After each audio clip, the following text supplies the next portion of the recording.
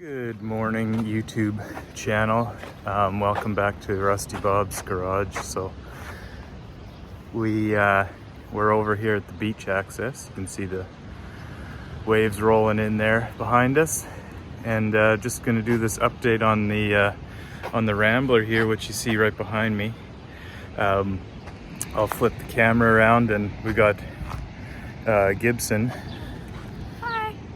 She's gonna give me a hand today to get all the perfect shots because she's a millennial, so she knows all that stuff.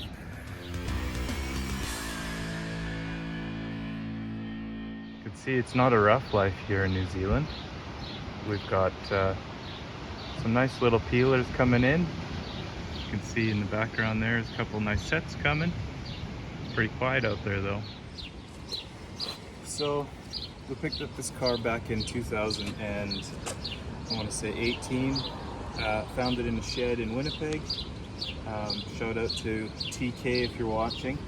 The car had been purchased in Texas. If I'll come around here, I'll show you the tags are still on the car. And the last time it was registered in Texas was November of 2007. I haven't had the heart to scrape these off yet, but I am going to have to take them off because this is where the Rego decal goes for New Zealand here. So I'll try and get them off and put them in the binder. So when I got this car, it was in kind of a bunch of bits. I mean, it was complete, but a lot of the interior was removed. The motor hadn't run since 2009, and this was 2018, so 9 years. But it was sitting in the shed in this condition. I haven't done anything to the paint other than some underbody stuff, which you've seen in previous videos. I've got this one panel here I need to repaint. You can see I've covered it so that it won't rust, but it's obviously not a perfect match, and it's not 2K, which I believe this is. This might be lacquer actually. And then I've got this little blend here, which from the body line down, the door and this rear quarter I'm going to have painted. But that's it for the rust. I mean, there's a little bit of surface bubbling up here and there, but we've addressed that. So 2009, the car was bought in Texas. It was actually driven up to Winnipeg that fall, so September, October. That's the last time it was on the road legally. Well, that's not true. I had a couple of temporary plates on it in Manitoba, but it sat in the guy's shed. So the next spring he went to start it, floats were stuck, didn't know anything about it, piston fuel all over the engine. He shut it off and it had never ran since. So when I got it, put a carby kit in it. The one that he had purchased was actually the incorrect one, so I found the right one. Parts supplier in Winnipeg at Fleet Brake. Jeff Knapp found it for me, and so fixed that problem, got it running, fired up right away, didn't even smoke or nothing. Then driving it around a bit in Winnipeg, water pump went almost immediately. So again, Jeff Knapp at Fleet Brake ended up sorting out a company that would rebuild my water pump because couldn't find one anywhere. Parts are really difficult on these ones. So they rebuilt it. Put that in, no overheating problem, rad's good, everything's good.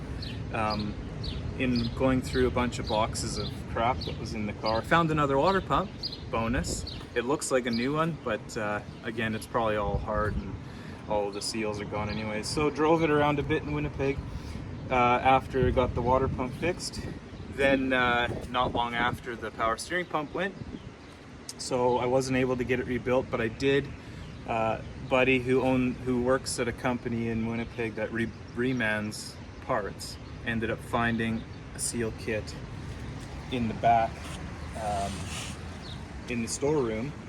So I did the rebuild on the power steering pump myself, put the interior back together.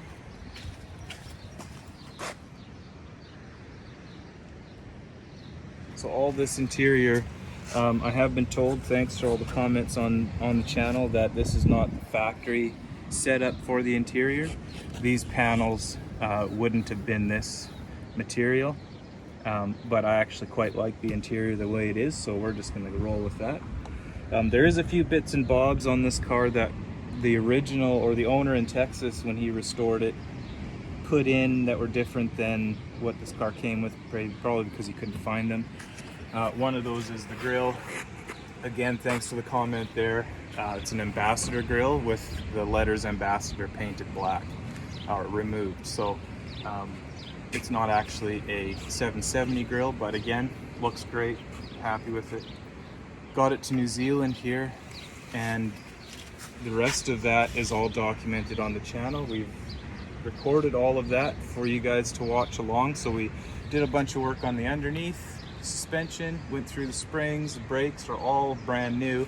They must have been replaced shortly before it came up from Texas, because they still had original, you know, factory paint and stuff on the shoes and the drums, and so we tidied all that up, and it's ready to go in next week. It's going in for compliance testing here, which basically means they go over the car, they make sure that it's legal to be here, which has already been done by the Border Patrol, and they go through the car to make sure that it is in fact in factory condition and that no modifications have been made, and then it'll get a warrant of fitness, which is kind of like a safety in Canada or the States. So they basically make sure everything is safe to be on the road. It doesn't have to go in for certification, which means that there's been modifications to the chassis or anything like that, and it doesn't have to get a low volume vehicle cert for the left-hand drive because of its age. So it came factory with front lap belts. 64 was actually the year in the States where the government didn't put it into law until the 70s, but they actually mandated that the auto manufacturers in the States put in front lap belts. I'm pretty sure lap belts are worse for you than not wearing any seat belts. You know, the old neck breakers. We'll pop the hood here, bonnet.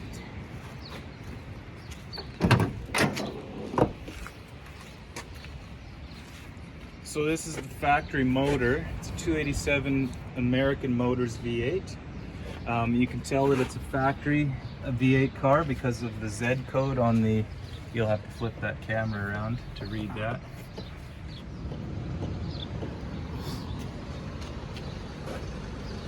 And again, we've got videos on tidying up the paint and stuff in here. Battery tray, removed that and painted it proper. Had color match paint as best I could. Just to tidy this all up. Had a bit of rust coming through in here, which we cleaned up. And factory error, it still has the original Motorola alternator and electrics, so we'll see how long that lasts before that gives out. Yeah, I've been talking to some guys about getting the AC juiced up again just to see where it's at and if there's leaks in that. Of course it's going to be R12, which is illegal and all that kind of stuff, but you'd be surprised how many AC guys actually have a bottle of that kicking around in the shed. It's factory 14-inch wheels, so for compliance those will stay on. And then they will immediately be changed to something that looks less like Grandma's car. My grandma, not your grandma.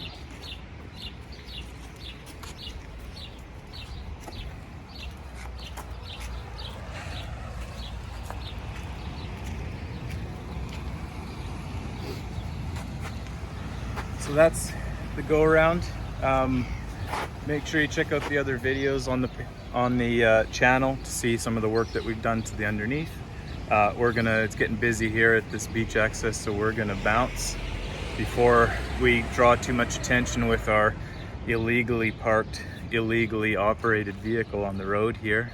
As you can see, it doesn't have any plates yet, so it does draw a little bit of attention.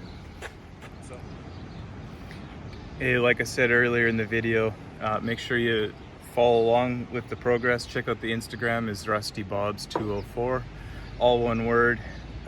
Also check out the store, rustybobs.com.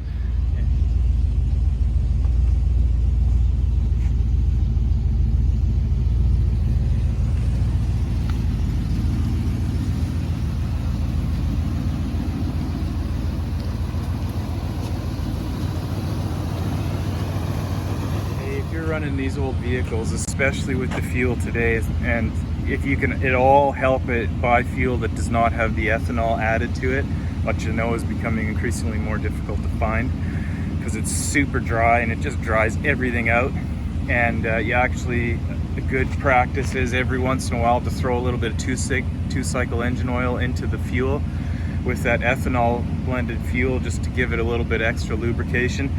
And then definitely go with the valve shield. This is a Penrite, this is a Australian, New Zealand brand, but you're gonna find some similar product at any shop around the world. And valve shield is specifically designed to protect the valves in your old engine because the fuel doesn't have lead in it anymore, and the leaded fuel was way easier on the valves, so they didn't put hardened valve seats and stuff in. So definitely run this, and like I say, put a little two-cycle oil in every once in a while just to keep everything lubed up. Otherwise you're just going to end up burning valves, and it's hard on the rings and everything in these old cars. To like the video, comment below what you think of the car, what you think we should do next to it.